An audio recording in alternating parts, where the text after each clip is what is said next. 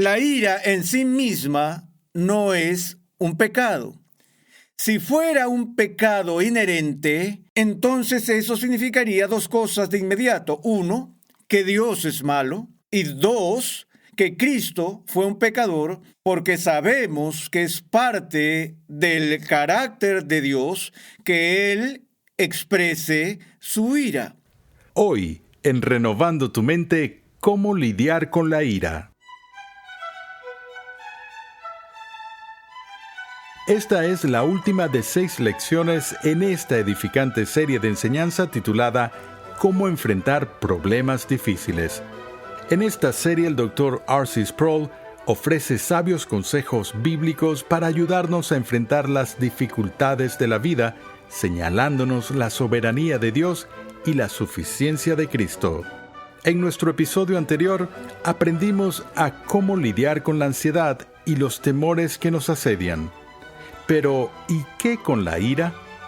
¿Es pecaminoso para un cristiano estar enojado en cualquier grado? ¿Hay algo intrínsecamente malo en la ira? Pasemos ahora al salón de clases una vez más, a escuchar al Dr. R.C. Sproul en la voz de Pepe Mendoza, mientras nos ayuda a abordar la decepción, la frustración y el dolor que se esconden bajo la superficie de nuestra ira.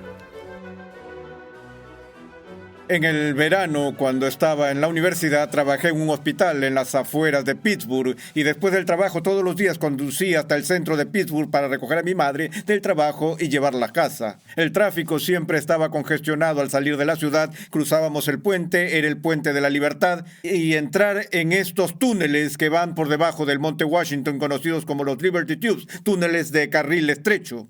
Pasas por los túneles y después de salir de los túneles la pista se ensancha en 6 carriles y si sales del túnel por el carril izquierdo del túnel, tienes que girar a la izquierda, y si sales del túnel por el carril derecho del túnel, ya no puedes girar a la izquierda. No estaba permitido entrar en el carril izquierdo desde el otro carril.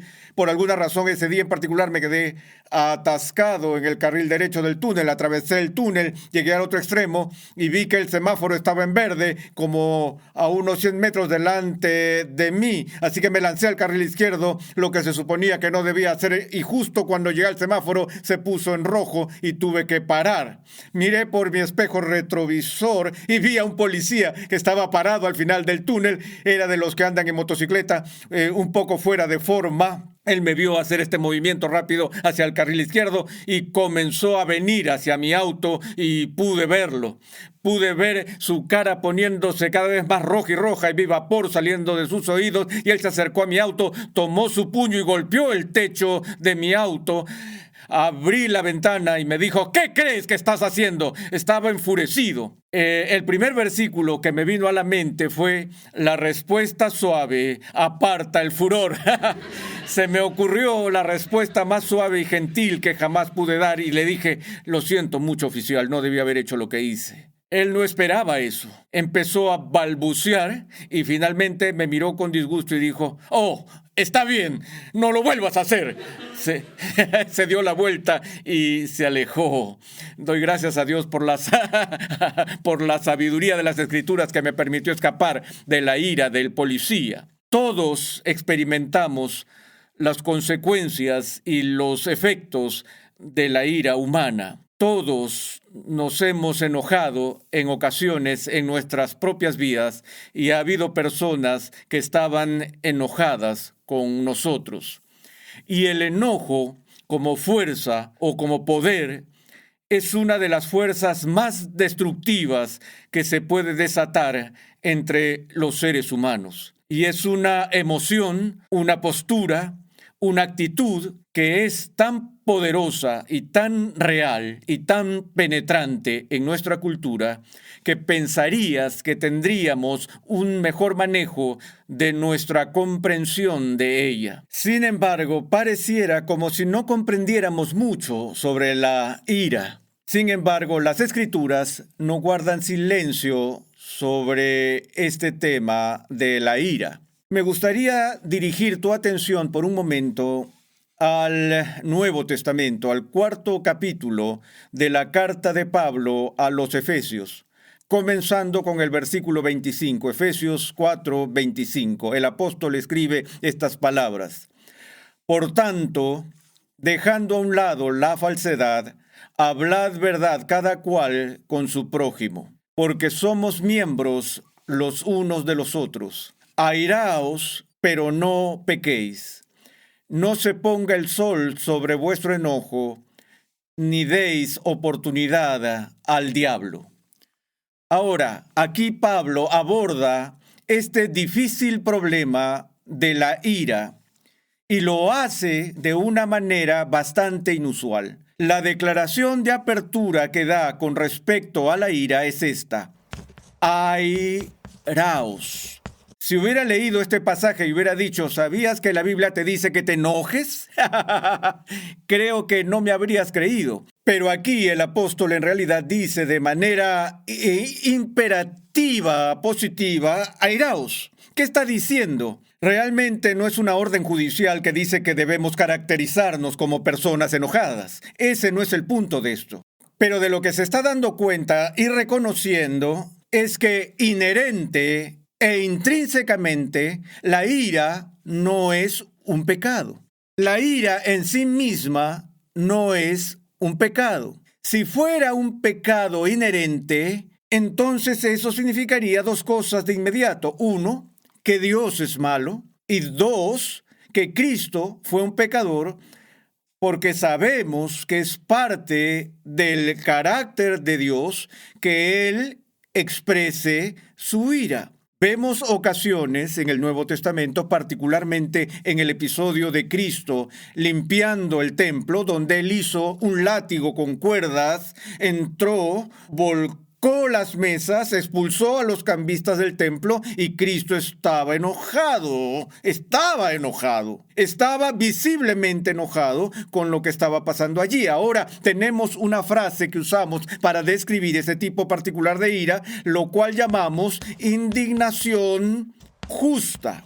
Cada vez que Dios está enojado es un tipo de ira justa, y cada vez que Cristo manifestó ira, era una manifestación de indignación justa o ira justa, pero nuestros episodios de ira no siempre son tan justos. A veces nos enojamos sin una causa justa, contra lo cual Jesús advirtió nuevamente en el Sermón del Monte. El Sermón del Monte. Una vez más, Pablo está diciendo aquí, airaos, no hay nada de malo en estar enojado de manera inherente, pero el enojo es una emoción humana tan peligrosa y volátil que muchas veces, cuando una persona está en un estado de enojo, ese enojo se convierte en una ocasión para pecar. Cuando perdemos el control, perdemos los estribos. ¿Qué significa perder los estribos? Ser mesurado es ser moderado, ser sobrio, mantenernos a nosotros mismos en un estado de autocontrol. Y la ira puede causar la pérdida del autocontrol y provocar que nos comportemos de formas destructivas y dañinas para nosotros y para otras personas. Pablo dice, airaos, pero no lo deja así.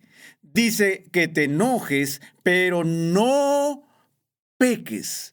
En la sabiduría del apóstol, él entendió que la ira se convierte en una ocasión para todo tipo de maldades. Luego agrega otra orden a esto: airaos, pero no pequéis. En tu enojo no peques, ni dejes que el sol se ponga sobre tu enojo. Ahora, esta es una metáfora. ¿Qué está diciendo el apóstol cuando dice que no dejes que el sol se ponga sobre tu enojo? La ira, como dije, en sí misma puede ser una emoción legítima y justa, pero muy fácilmente puede convertirse en esas emociones que son completamente destructivas. Por ejemplo, amargura, resentimiento, albergar rencores. Todas estas cosas surgen de una ira que nunca se ha tratado, donde el sol se pone sobre ella, el sol se pone sobre esa ira y la llevamos al día siguiente y a la semana siguiente o quizás a toda nuestra vida. Muchos de nosotros vamos por este mundo colmados de una ira que en realidad nunca ha sido tratada. ¿Has oído hablar de muchachos que son jóvenes, enojados, o personas que parecen tener un temperamento explosivo? Caminar por sus vidas es como caminar por un campo minado. Tienes miedo de dar un paso sin mirar por dónde pisas. Tienes que caminar sobre cáscara de huevo alrededor de ellos porque son muy explosivos, son tan temperamentales, hay tanta ira en ellos. En primer lugar, nunca lidiaron con la ira. El sol se puso sobre esa ira y esa ira luego comenzó a carcomer sus entrañas para convertirse en amargura y resentimiento y producir una actitud de rencor y hostilidad. Eso sucede. Todos lo hemos experimentado y todos hemos conocido a personas que parecían estar perpetuamente enojadas por esto o lo otro, incapaces casi de sonreír.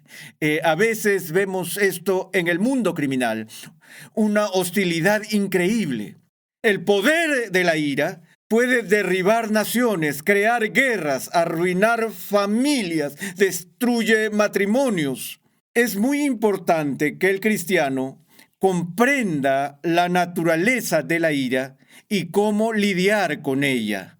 Una de las cosas principales es no permitir que el sol se ponga sobre tu enojo. Esto es algo que todos tenemos que lidiar, estoy seguro. Pero otra vez creo que la esencia es comprender la naturaleza de la ira en primer lugar. Todos debemos preguntarnos de vez en cuando, ¿qué es lo que te enoja? Ciertas cosas que podrían enojarme no te molestan en absoluto.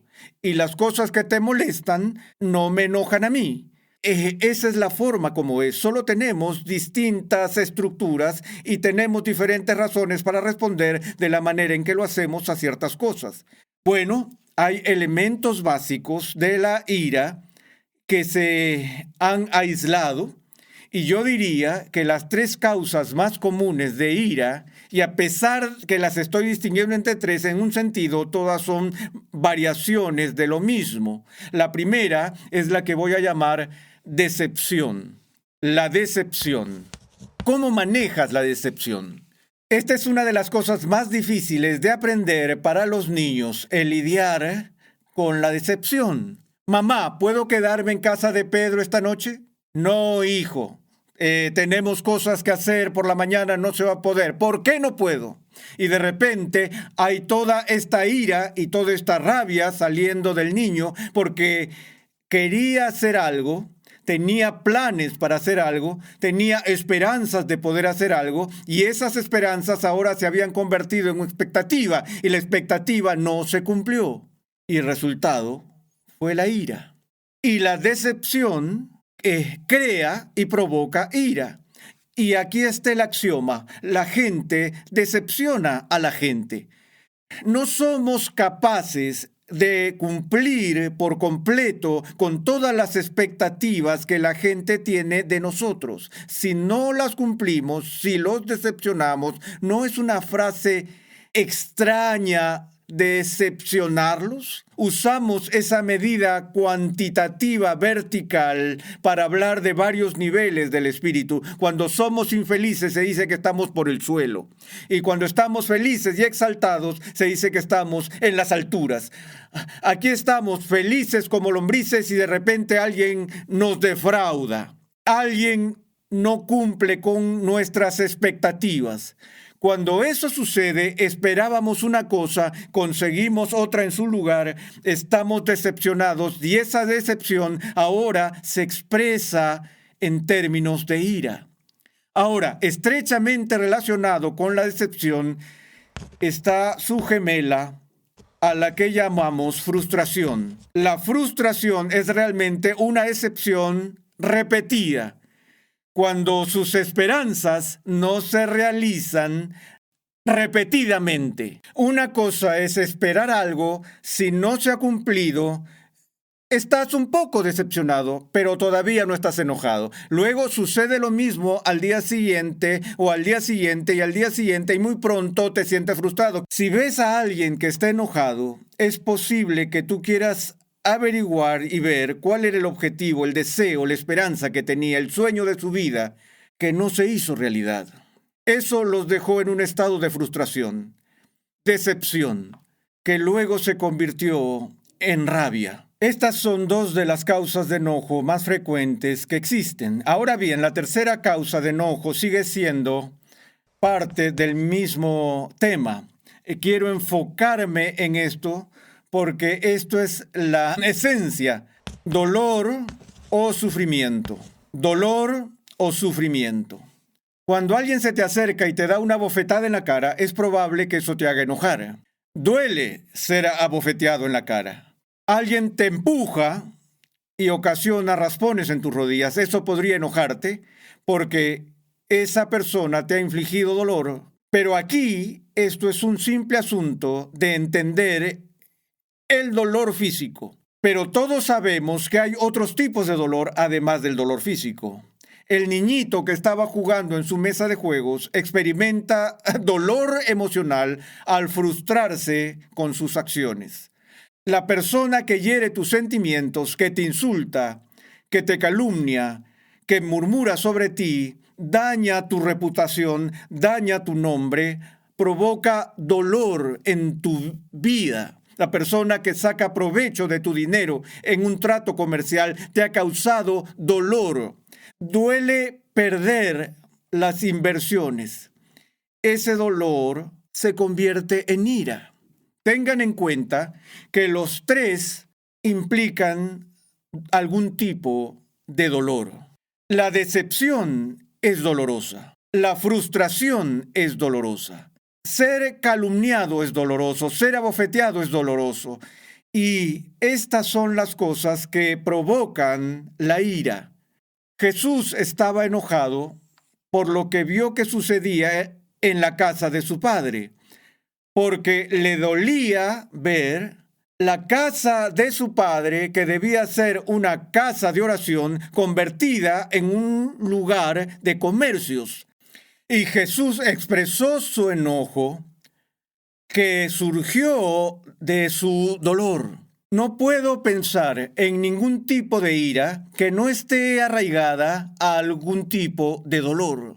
¿Por qué es tan importante entender eso? Bueno, al comprender mi propio enojo y ciertamente al comprender el enojo de otro, en especial si están enojados conmigo, será de gran ayuda si podemos disciplinarnos para mirar más allá del enojo al dolor. Si alguien se te acerca y te dice, estoy realmente enojado contigo, ¿cuál es tu reacción normal?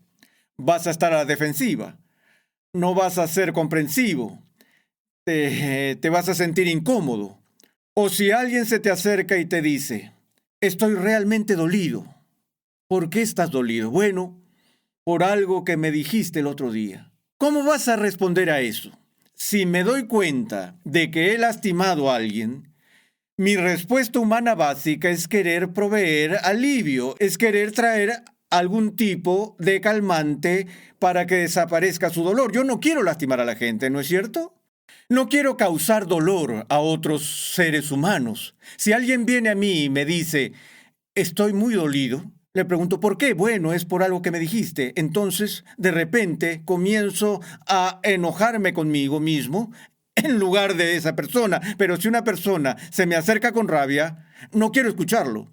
Si se vuelven violentos, yo no quiero escucharlos, porque ahora me están causando dolor a mí y no lo entiendo. Las respuestas enojadas provocan respuestas airadas, hasta que ese enojo comienza a escalar y empieza la guerra. En cambio, si podemos superar el enojo, mirar detrás del enojo, mirar debajo del enojo, para ver dónde está el dolor, porque siempre está allí.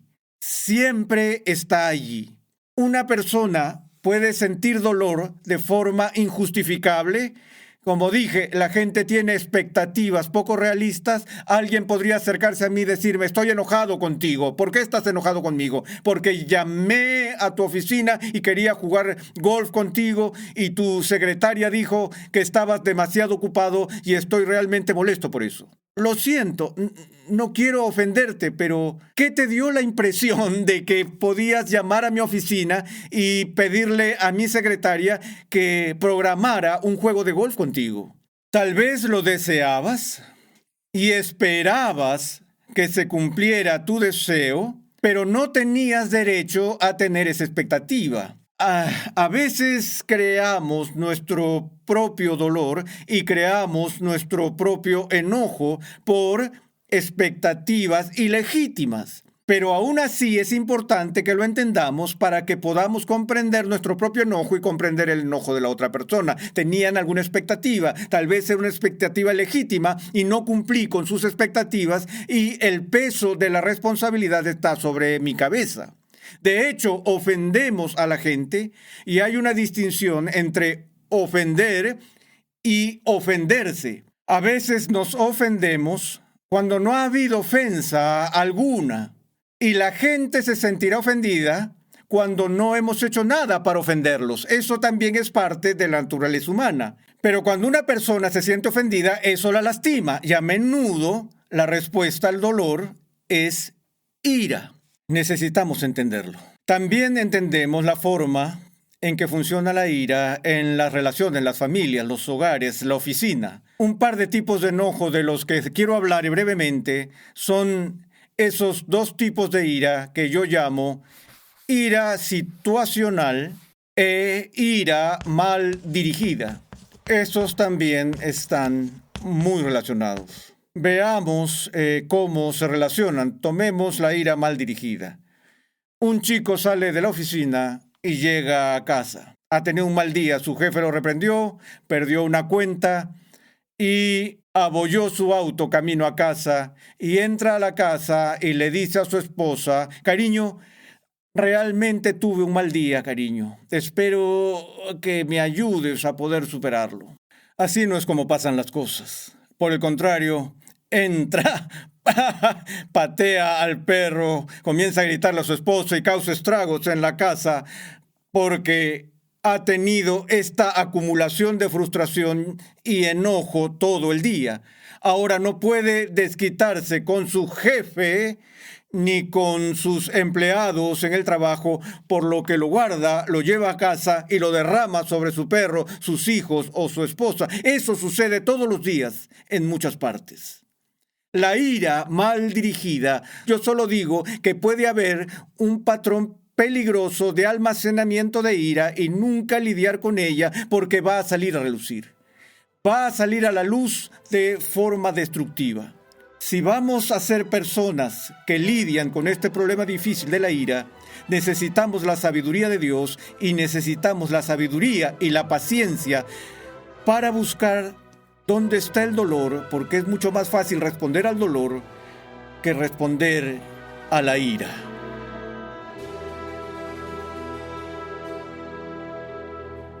Estás en sintonía de Renovando tu Mente con el Dr. R.C. Sproul. En este episodio vimos que hay varias maneras de lidiar con la ira. Aprendimos que no debemos ser iracundos, que no debemos suprimir la ira por completo, que debemos tratar de entender la razón detrás de la ira, que no debemos provocarnos a ira los unos a los otros y que no debemos dejar que el sol se ponga sobre nuestro enojo.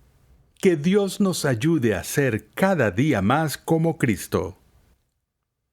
La Biblia de Estudio de la Reforma cuenta con más de 1 millón de palabras de explicaciones versículo por versículo y temáticas, con la colaboración de 75 distinguidos pastores y teólogos de alrededor del mundo, liderados por el Dr. R.C. Sproul. Para más información, visita la página web bibliadeestudiodelareforma.com hoy mismo. Gracias una vez más por la sintonía en el día de hoy. Damos por concluida esta edificante serie de enseñanza titulada Cómo enfrentar problemas difíciles.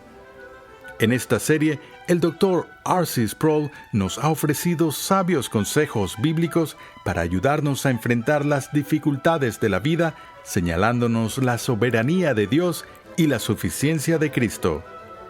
Recuerda que en nuestra página web renovandotumente.org puedes adquirir gratuitamente la guía de estudio de esta serie y además encontrarás una amplia variedad de recursos tales como clases, artículos y contenido multimedia con la finalidad de cumplir con nuestra misión de proclamar, enseñar y defender la santidad de Dios en toda su plenitud a tantas personas como sea posible.